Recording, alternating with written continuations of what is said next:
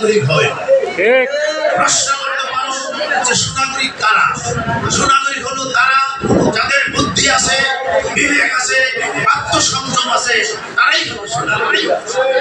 আর সুনাগরিক হয়ে দেখিয়ে দিতে হবে আমরা জননেত্রী শেখ হাসিনার ক্ষুধামুক্ত, দারিদ্র্যমুক্ত স্মার্ট বাংলাদেশ গঠন করতে হয়। আমাদের সেই দৃঢ় প্রত্যয় থাকতে হবে, দৃঢ় প্রত্যাশা থাকতে হবে। যিনি এই প্রত্যাশা নিয়ে প্রতিষ্ঠা করেছেন সেই প্রত্যাশা আমাদের পূরণ করতে হবে। স্যারের ছাত্রছাত্রীবৃন্দ, মাত্র কেবল 2 দিন পরে তোমাদের পরীক্ষা শুরু। সেই পরীক্ষা তোমরা অংশগ্রহণ করবে।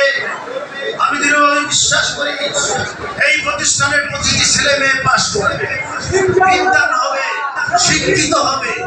কিন্তু আমি অন্য একটা জিনিস তোমাদের কাছে প্রত্যাশা করি, সেটি হলো তোমরা সকলেই বিনয়ী হবে, বিনম্র হবে, তোমরা মানবিক হবে, মানবতার ফেরিয়াল হবে। যিনি এই আশা করে প্রতিষ্ঠান করেছেন সেই প্রত্যাশা পূরণ হবে। পরিশেষে এই কলেজের গভর্নিং বডি, এই কলেজের শিক্ষক মন্ডলী স্যারকে বিনীতভাবে অনুরোধ জানাবো কিছু বলার জন্য।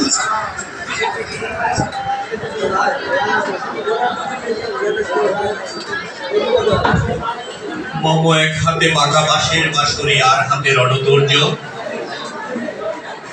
কাজী নজরুল ইসলামের সেই উক্তি থেকে আজকে শুরু করলাম।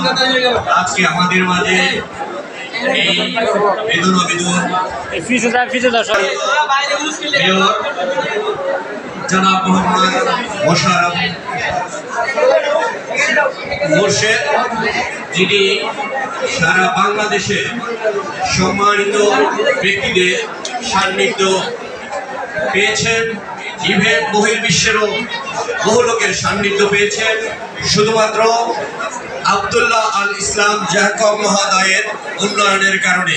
কারণ এই উন্নয়নের ছোঁয়া দেখার জন্য সারা বাংলাদেশ থেকে বহির্বিশ্ব থেকে হাজার হাজার লোক আসে। তেমনই একজন লোক আজকে সম্মানিত সভাপতি।